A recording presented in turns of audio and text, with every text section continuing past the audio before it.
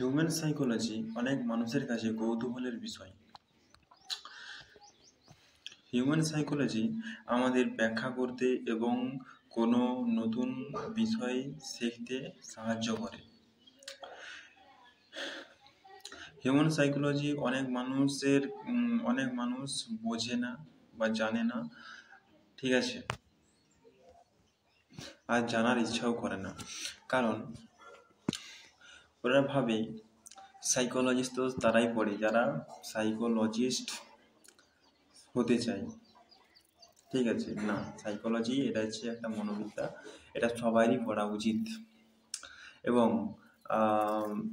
এইসব কিছু ব্যবহার করে আমরা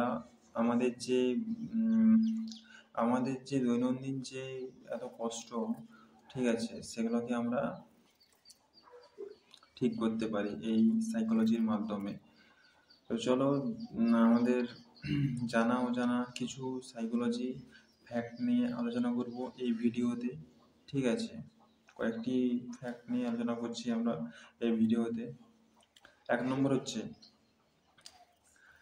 আমাদের যে আমরা ব্যস্ত, ঠিক আছে, এত কিসের জন্য এত ব্যস্ত? কারণ আমরা টাইমকে ঠিকভাবে আমরা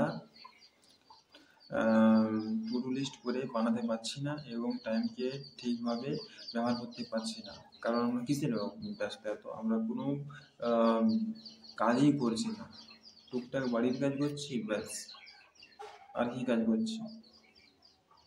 তারপর 2 নম্বর হচ্ছে, একটা সময় একটা কাজই করা, মাল্টিটাস্ক করো না। আর এমনিতে যারা মাল্টিটাস্ক করে ওরা মূলত একটার পরে অন্য কাজে, একটা কাজ হওয়ার পরে অন্য কাজে সুইচ করে। কারণ যদি তোমরা একটা আলাদা আলাদা করে কাজ করো তাহলে তোমাদের অল্প সময়ে অনেক কাজ হবে এবং তোমাদের ধৈর্য ক্ষমতা অনেক বৃদ্ধি পাবে। 3 নম্বর, কোনো কিছুকে অভ্যাসে পরিণত করতে হলে 66 দিন একটানা কাজ করে যেতে হবে। যে কোনো কাজ টানা 66 দিন কাজ করলেই, ঠিক আছে, তোমার সেটা অভ্যাসে পরিণত হবে। সেটা হতে পারে সকালে ওঠা, ব্যায়াম করা। টানা 66 দিন একটানা করতে থাকলে তোমার এটা অভ্যাসে পরিণত হবে, এটা তোমার অটোমেটিক হতেই থাকবে। ঠিক আছে, আবার এটা হতে পারে যে কোনো কিছু নেশার জিনিস, ঠিক আছে, অ্যালকোহল, স্মোকিং ছাড়ার জন্যে তোমরা কি টানা 66 দিন একটু কষ্ট করতে হবে, তাহলে তোমাদের এটা স্মোকিং ছাড়া থাকাটা তোমাদের অভ্যাসে পরিণত হবে। 4 নম্বর, একটা গবেষণায় দেখা গেছে যে মানুষের যে ধৈর্য ক্ষমতা, সেই ক্ষমতা অনেক গুণ আকারে কমে গেছে। আগে 20 মিনিট ছিল, 20 মিনিট থেকে সেটা এখন 12 মিনিটে এসেছে। এই যে ক্ষমতাটা, ঠিক আছে, এই যে ধৈর্য ধরে রাখার ক্ষমতাটা, এই ক্ষমতাটা অনেক গুণ আকারে কমে গেছে। এই কমে যাওয়ার কারণটা হচ্ছে আমাদের শর্টস এবং রিলস ভিডিও দেখা। কাজেই এই শর্টস এবং রিলস ভিডিও তোমরা দেখা কমিয়ে দাও, ঠিক আছে, এতে তোমাদেরই উপকার হবে এবং তোমাদের ধৈর্য ক্ষমতা আরো বৃদ্ধি পাবে।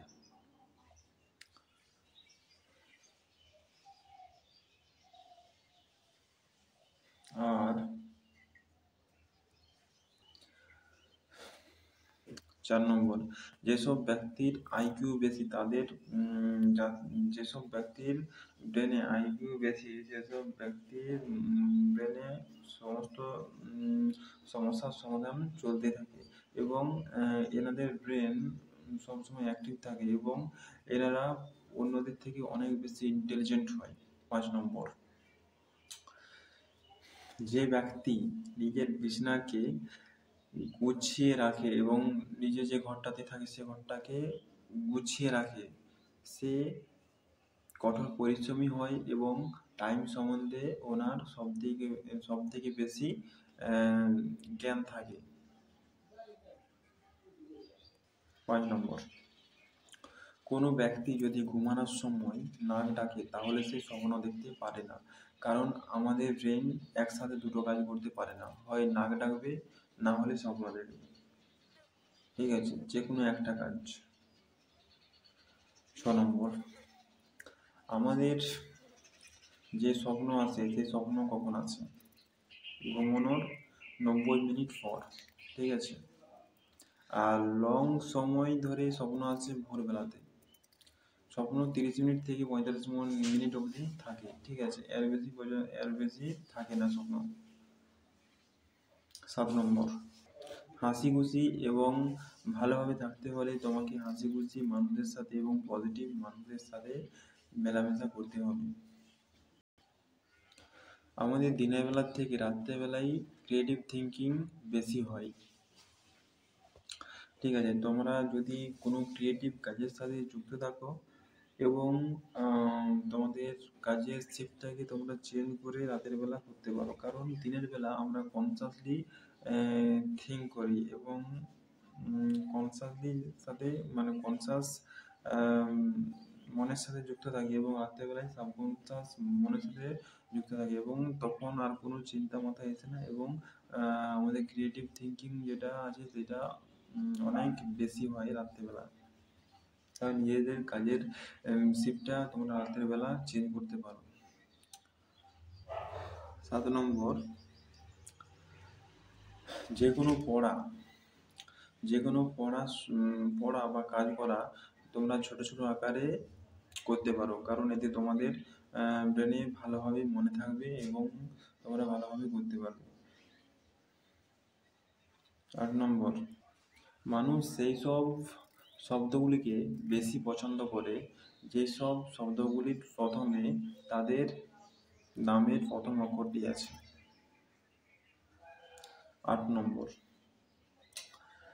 তোমরা যেখানে যে ঘরটাতে পড়াশোনা করো বা শুও, ঠিক আছে, সেই ঘরটাতে সবুজ গাছ লাগালে তোমাদের আশেপাশে যে টক্সিক, ঠিক আছে, খারাপ চিন্তাভাবনা এগুলা অনেকটা কেটে যায়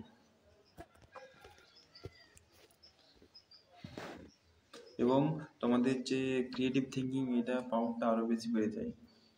8 নম্বর,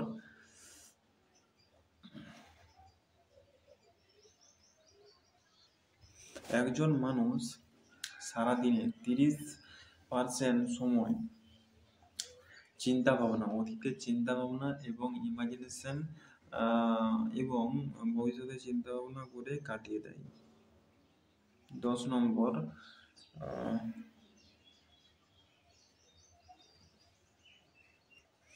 মানুষ যদি ওভার থিঙ্কিং কমিয়ে দেয় তাহলে তার 95%